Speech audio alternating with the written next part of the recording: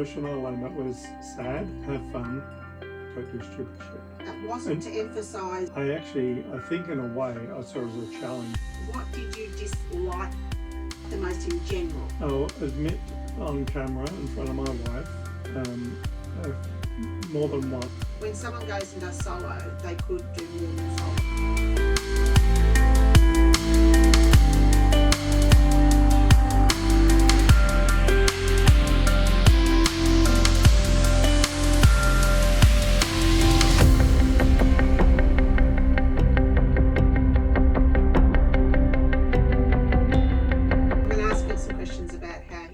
About going solo on his solo trip. You just look at this camera.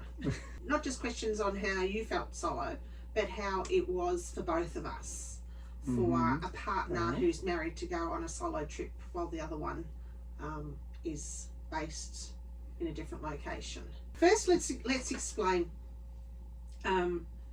the actual decision for you to go on a solo trip was my idea. Yes, it was. And I said no to start with. Yeah, he had obviously wanted to do some of these more four-wheel drivey, ruggedy trips. It was decided because we were coming into winter in Melbourne and because of some other things that were going on that he should go on his trip. So it was all of a sudden, hey, how about you go get a caravan, go. It was a little bit of a rush. And packed him up within a 6-week period. Yeah, I think it was about that. Because I had to wait a couple of weeks for the caravan once I picked it. Yeah.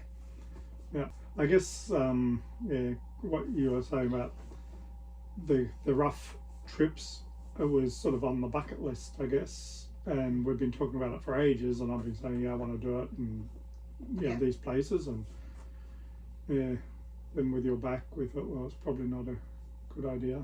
Yeah, and I felt that I didn't want him resenting the fact that he couldn't do this sort of stuff because of me, because I would have been holding him back. So he went, he said, I'll go for a couple of months, and I said, you're not paying $100,000 for a caravan and the setup and everything like that, the extra bits and pieces that we put to go for a couple of months. You're going for 6 months. And then 8 months later, Gil comes home. Yeah, well. So, and I think he would have been a bit longer than that had it not been, I said to him, when are you coming home? Yeah.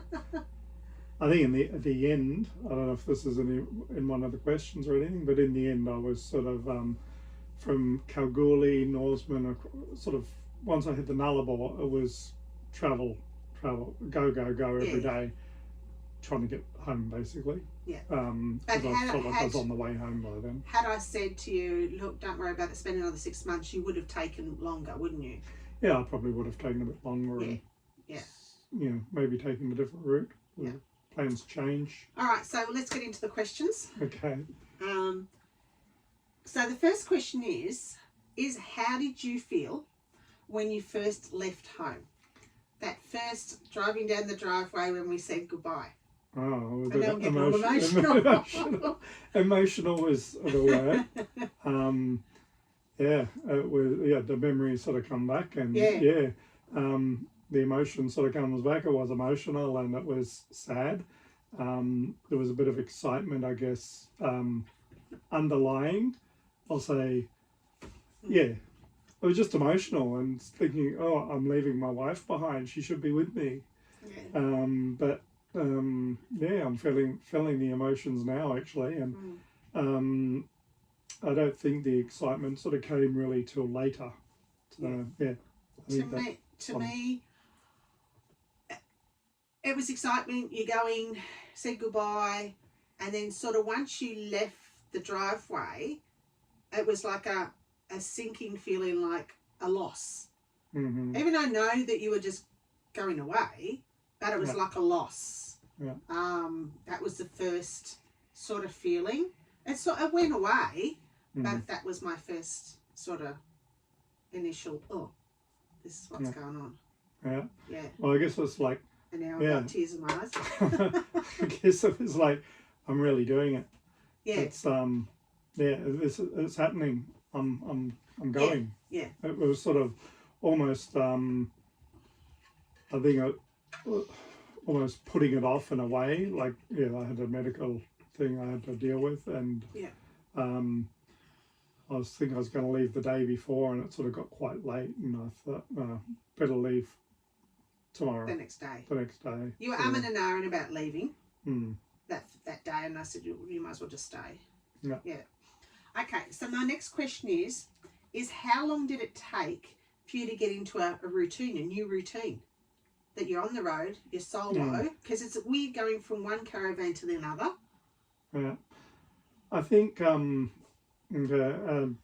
took a few weeks. I get the first stop, I went 3 hours or something down the road and camped at a lake for 3 days because I knew it would take that time to sort of adjust to a new setup, and getting the awning set up and just all the different stuff in the caravan, how everything works. Because it was all new stuff too, wasn't it? You hadn't used this caravan before. No, and a different battery system.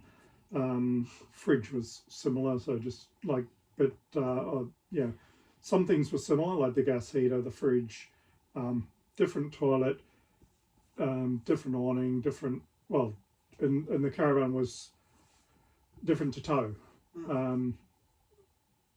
Smaller and lighter and easier to tow, but just getting used to the reversing of a single axle caravan as well compared to a dual axle, and it sort of goes, if you reverse a little trailer, is actually harder than a bigger trailer.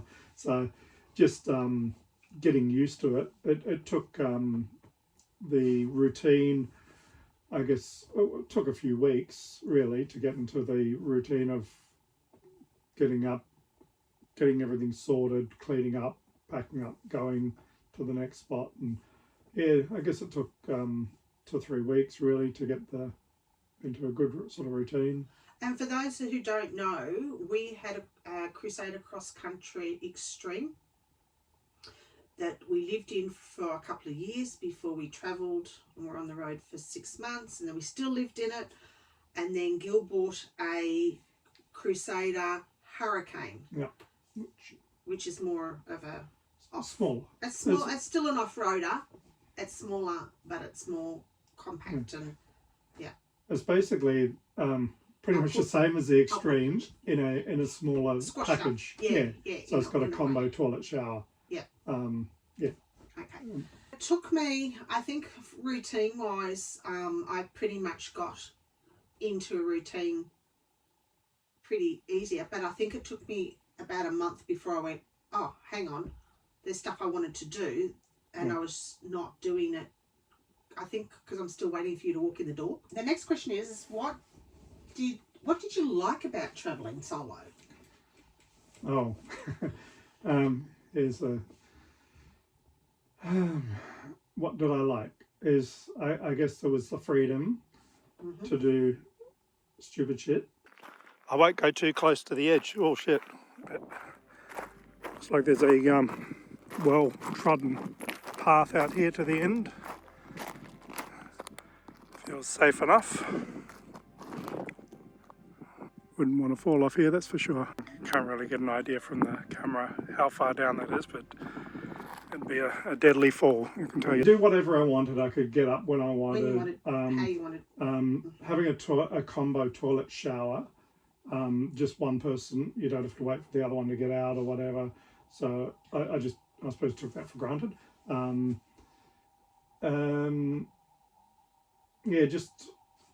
I guess it's the freedom of not having to worry about another person, not waiting for the other person to get ready, or and deciding compromise. You're not compromising on where you go. That's all right. That's all right. It's still a decision. Like I'm very indecisive generally, but I was just, I'll go there, I'll go there, I'll go there. I think I was better at that by myself actually, because I'm thinking about what I want to do, not thinking, okay, Joy can't do this, can't do that, or where would Joy like to go, rather than thinking where I'd like to go. So I guess that was, part of the freedom, and yeah. So I guess that was the main good points. And I think from my point of view, I had the same thing. I had that freedom too to be able to go do what I wanted when I wanted. So we were both doing what we wanted to do and experiencing different things because it's what we wanted to experience. Yeah. You experienced what you enjoy, I was experiencing what I wanted to enjoy. So it worked out best for both of us in that sense. Yeah. Yeah. Just a backstory. Before I left, Joy gave me a key ring. Have fun, don't do stupid shit. That wasn't to emphasise do stupid shit and not read the first part. I think in a way I saw it as a challenge to do stupid shit. In a way. I did a bit of that on the trip. If you watched the videos, you would have seen a few things, but some of the times, when you're doing it, you don't have a camera on you. So, yeah. I did also find that when Gil was travelling, that he was more relaxed and more free with being able to video, right? Yes. Express himself. Probably because he could just keep going and going and going and going, and he's not listening to me go, will you just shut up? Stop rambling. So he did pretty well. I reckon he did pretty well with his videos. He was very detailed, expressing that, where when we're together, he doesn't tend to express himself as much or talk as much. Not around me. Yeah, I think it's I enjoy taking photos. I enjoy sharing them with everyone and sharing my experiences, and hopefully encourage some other people, older age or whatever age, to get out there and do it. Like, I'm no mechanic. I'm not a big adventurer. Well, you're a chef. Yeah, but I have heard from some people that they've gone out and done it because after watching my videos and stuff. So that feels great. That's if it's one person, if you help one person out with a tip or check your screws on your solar panels on the roof, or something that they're not losing theirs, or just that was part of the trip, was to help other people out as well, and catch up with other people. There's quite often that people would make comments, and we would say to them, hey, if you meet on the road, which you did meet a couple of people on the road. Yeah. So we're all up for, whether you're solo or whether together, if you see us, we're all up for saying hello and coming and having a chat. My next question is, what was your best experience on the road? What would you class as your best experience? I think doing the horizontal fall was the first. I knew you were going to say that. I knew you was going to say that. Only probably because it cost $1,000, but yeah. I spent. You enjoyed it. Yeah, I enjoyed it. I would recommend for anyone to do it. I agonised over it. Agonised would be the word for weeks and probably months, talking to people, and I almost didn't do it, partly because I left it so late. I nearly couldn't do it. Yeah. So the places that I was wanting to do it, because it was cheaper, they'd closed already, and I got to Broome, and they were doing their last week basically for the season. So I only had a choice of a few days. I'm glad I did it. It was a great experience, and yes, I'd say that was the highlight. The most expensive thing I did on the trip by far. Definitely the highlight. What did you dislike the most in general? Not your worst situation, but just what you disliked the most about travelling solo. I did get lonely at times. The 9 flat tyres on the Gibb River Road. Father's Day was probably the worst, whereas I destroyed 2 tyres and I was having to stop every 5 minutes to pump my tyre up to get 4 or 5 minutes down the road to stop and pump it up again, and it was 40-something degrees, and my step had broken, spare wheel carrier handle broke, I had to tie that up. It was just one thing after another. It was Father's Day. Would you say the things that you disliked the most were the issues that cropped up between the car and the caravan? Yeah, I got sick of changing tyres. I learned to plug tyres, and I guess it gives me a story and kicking myself for not getting better tyres to start with, I guess. Yeah, That's that because was. he wouldn't listen to his wife and get the tyres before he left. Yeah, I did go to get new. I said go and get new tyres, and I did. And Gil wants to save some money. No, I went down there to buy new tyres, and the guy actually said, the salesman said, those tyres will be fine. I said, I'm doing the Tanamite, I'm doing the Gib. Yeah, they'll be fine. Just let your Don't pressure listen down. to the sales guy. Listen to your wife. It was a lesson learned. If you're doing rough stuff, the Gib, Tanamite, not so bad, but have the good tyres. Have spend the extra on good quality off-road light truck tyres. Yeah. So would you say the worst experience was that Father's Day, or you actually got sick on the road too? Oh, you yes. got sick. Just that was during that time. Yeah. Yeah, everything, that was the same day. Everything went wrong, could have gone wrong, and you felt sick. Yeah. Father's Day, I was violently ill, and it took me, I had to sit in one spot for a week to get my strength back. I was so sick. That was Father's Day. So you reckon it was a bug or something? Or? Well, I had a burger. I was feeling sick halfway through that, but I think maybe I was dehydrated, maybe dehydration, sunstroke, from changing tyres. It was a bit of everything. Next question is, did you have any fears? I was worried that my wife would be right, that I'd get taken by a crocodile. But I wasn't really. I wasn't really too scared. I was worried he'd either get taken by a crocodile, fall off a cliff, or go out for a walk and not take water and just like collapse, or fall down a mine shaft. So I was concerned. I'll admit on camera in front of my wife, more than once I went out with not enough water. I went one day it said the walk was 1 hour. I ended up being 6 hours, and I only had one bottle of water with me, and and this bottle, which was 700 mils. Yeah. So I didn't. That happened. Well, there was a couple of times, and I think that maybe was the day that I got my injury. Was that day where I didn't have enough water, and and that may have contributed to my leg. And yeah, I was concerned, so we had a safety plan that I spoke to Gil at a certain time, his time, every night. And if he didn't think, because he might have been travelling that day, if he didn't think he was going to get there, he would tell me prior, because sometimes you didn't have reception. Yeah, sometimes I'd even stop and use a public phone. Yeah, to let me know. Yeah. Yeah. So it wasn't I was tracking him or being you need to report to me. It was more that because I was talking to him at night time when he was back at camp, that if he went missing, by the time I talked to him again, it would only be like a 12-hour difference.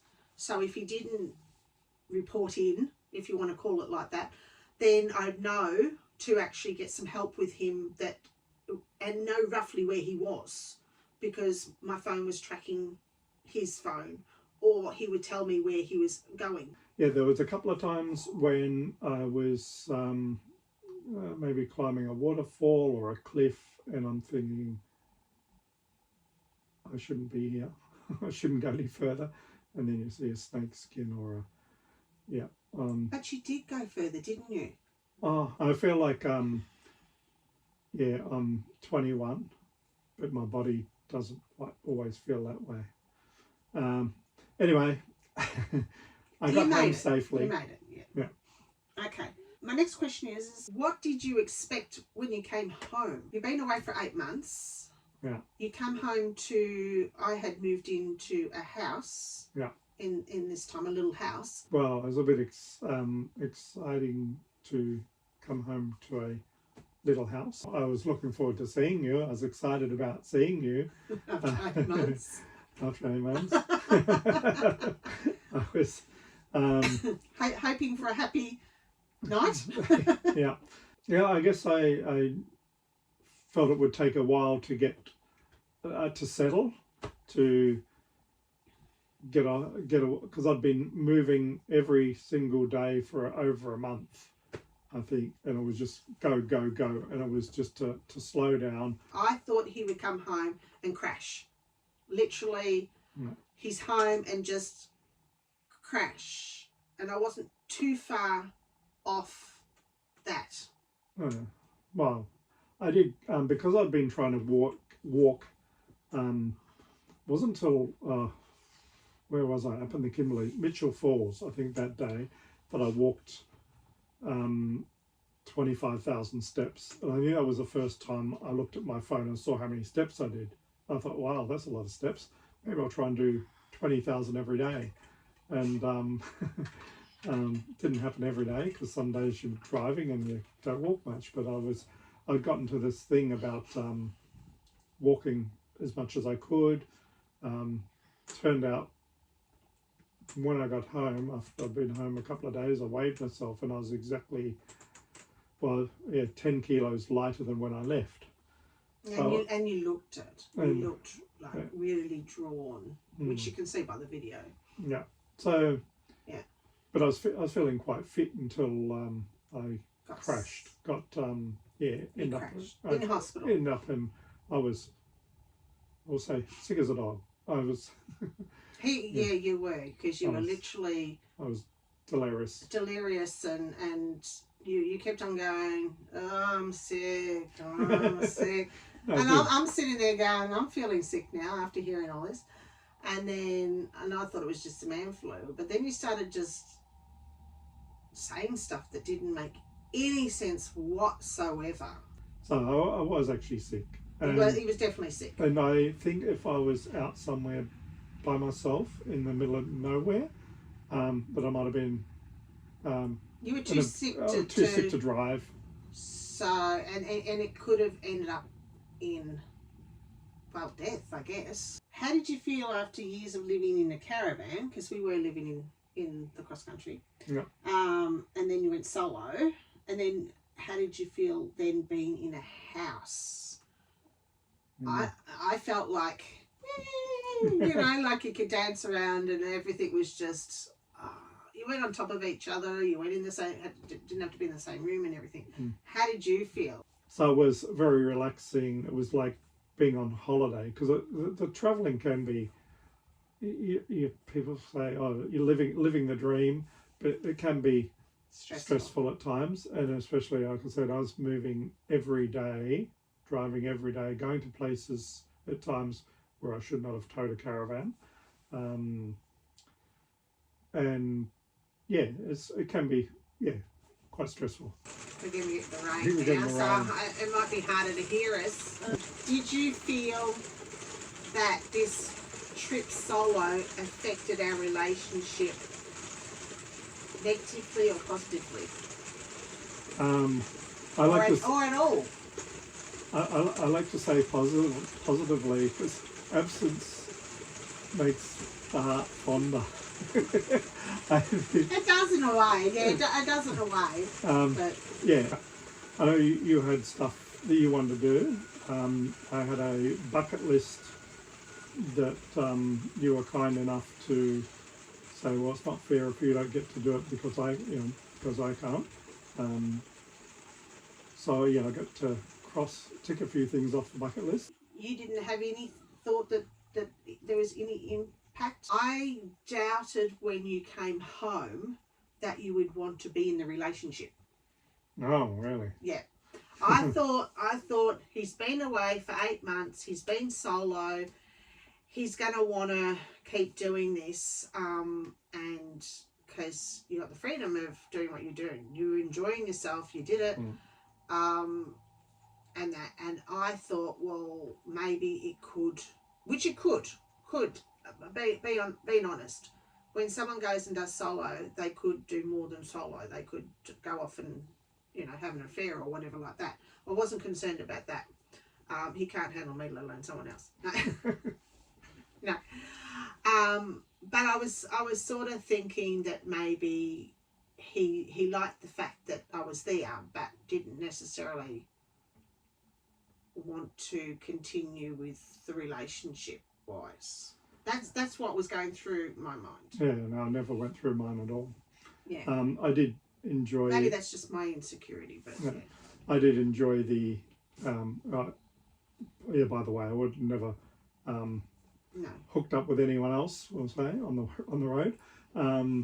All the women who hooked up with him, just put a comment below so we can. No, I don't believe anyone would. No, where were we? What was the question again? No. Yeah, no, I was looking forward to getting home. It may not have seemed it at times being an extra 2 months on the road, but I guess the fact that I was travelling every day for the last month was sort of itching to get home, I guess. And yeah, I didn't sort of, it was catch-22. Across the Nullarbor, I did take my time, I guess. But after that, it was sort of, some places I didn't go to because I thought, we can go there together. Yeah. And I'll save that for when we're travelling together. Now, the big question. Okay. Would you do it again? Would you travel solo again? This isn't a trap. I'm just asking the question. Yeah. Would you do it again? I guess, I guess, come on. I guess, yes. There are still things on the bucket list, like the Great Central Road. That's, I'd like to do that before it's sealed. They are sealing sections of it, like as Tanami is as well. It's something, like you want to do it before everyone can do it, or like before it's a main road sort of thing. Like, I've been up to the Cape and done the telegraph track, and now I sort of read that a lot of sections are sealed. I guess I don't know how much of the Gib will be one day, but yeah, I guess yes, there are still things on the bucket list that I know Joy's back couldn't handle. Yeah, but I also like to travel together, and that's why we're on this little trip at the moment. Okay. Yeah. This is why when Gil came back, we joined a 4-wheel drive club. We did. And he's gone on several trips. Just little ones. Little ones. And they did the Cape York one, but it happened to be in the middle of this trip. Well, they're leaving soon. We could meet them up there. They're doing a Cape York one, and it's in the middle of this trip, so, no, they can't because it's full. Yeah. You have to get in early. One last question. Would you recommend people who are married for, I'm not necessarily saying just the husband because it might be the wife, for one of them to go solo and do a solo trip? If that's what their passion is to do. If that's what their passion is, it wouldn't work for everyone. And it's a very personal sort of question, I guess. Everyone's situation is different. But some people, I imagine it could strengthen their relationship. Some may decide, okay, that's it, I'm better off by myself.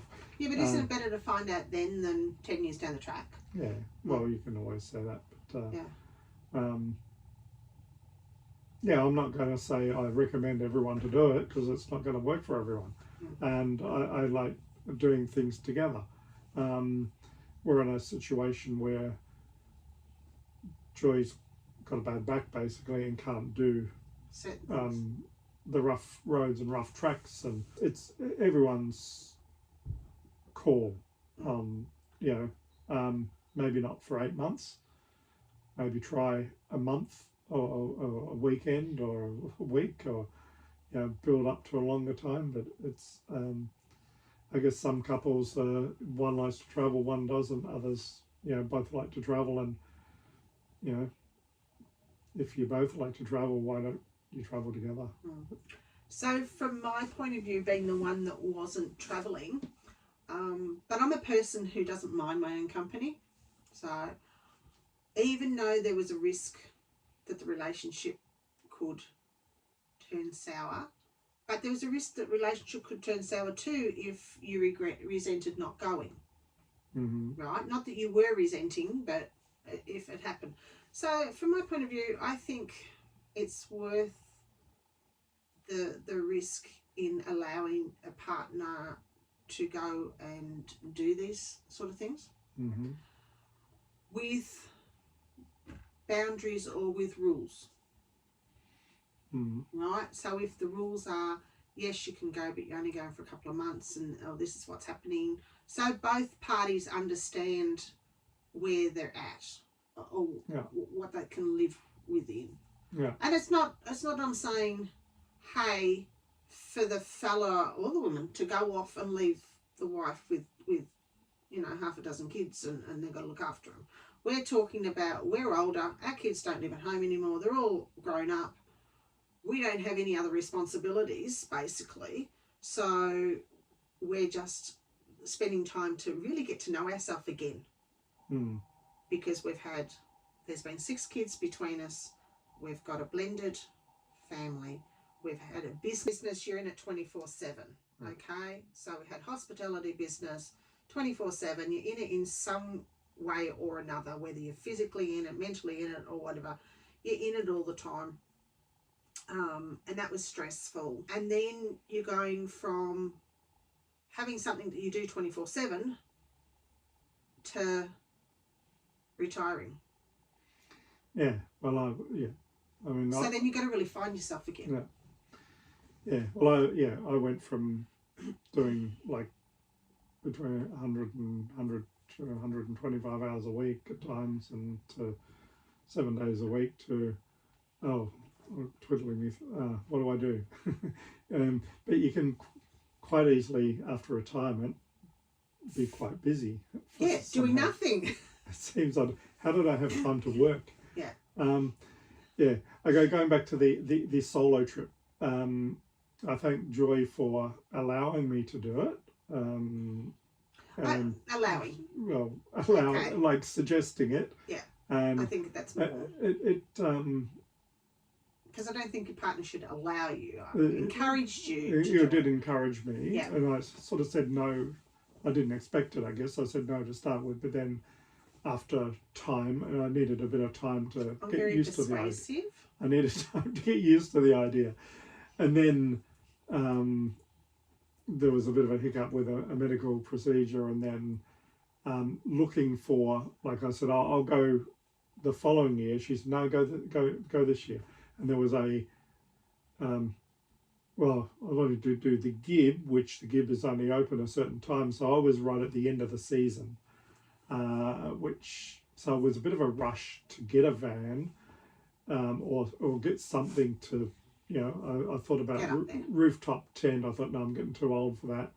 And then I was looking at sort of pop tops. Some of these brands are horribly expensive, even for second-hand ones, if you could get them.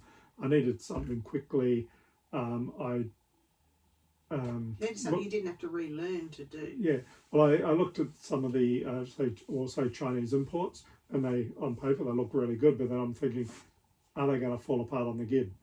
And then I just actually rang Crusader. Oh, have you got anything second-hand? And it turned out they did. Actually, this is a brand new one though. Yeah. Well, I went there to look at a second-hand one, and he said, "Oh, for X amount more, you can have a brand new one." It was. You made a phone call to me. Yeah, gave me a very good deal. So I thought, okay, yeah, I'm getting older. Having a toilet and shower inside, I'm thinking, rather than you loved the fact that I did, because you could pull up anywhere. Have a shower, go to the toilet. You set up. You don't have to. Well, like some of the ones I was looking at, I'm thinking of getting, if you want a shower, you've got to zip on a outside shower, have a porta potty sort of thing. And how could you have done that when you were sick for a week? It would have been difficult. Yeah. So I'm glad I had that I could pull up, had the airbag suspension with a remote to level it, and you walk in and you set up. Basically, it take 5 minutes and you're done. So that was a bonus. There are compromises with every setup. I took that caravan places that you probably should not take a caravan. I'm sure I reckon a couple of places I took it, might have been the only place. A couple of places you took it weren't roads. They don't even look like they were tracks. Well, I did have to venture to be able to turn around a couple of times. Anyway, I won't go into that too much. In the end, I was happy with the setup I took. It wasn't what I expected to take. I was actually wanting something smaller, lower, pop top sort of thing, that easy to tow, not worried about branches, hitting branches on the way through, less wind resistance, better fuel economy. That's sort of what I was thinking I'd get. But no, happy with what I ended up with. Is a bit more, probably more luxury than I expected. I was going to kind of rough it a bit more. Not a swag or a tent, but something a bit more basic and rugged, I guess, more off-road. So that's Gil's solo trip wrapped up. And if you like give us a thumbs up. Our videos, give us a thumbs up, please, if you haven't already. Subscribe and leave a comment. And definitely leave a comment. It's really good to get comments. We have a couple of regular people leaving comments. Yeah, and we might see you out there on the road. And hopefully, hopefully it's together that we see you out on the road. But if not, hopefully you'll see Gil out on the road. Until then. Till next time, we'll see you later. Bye. Safe travels.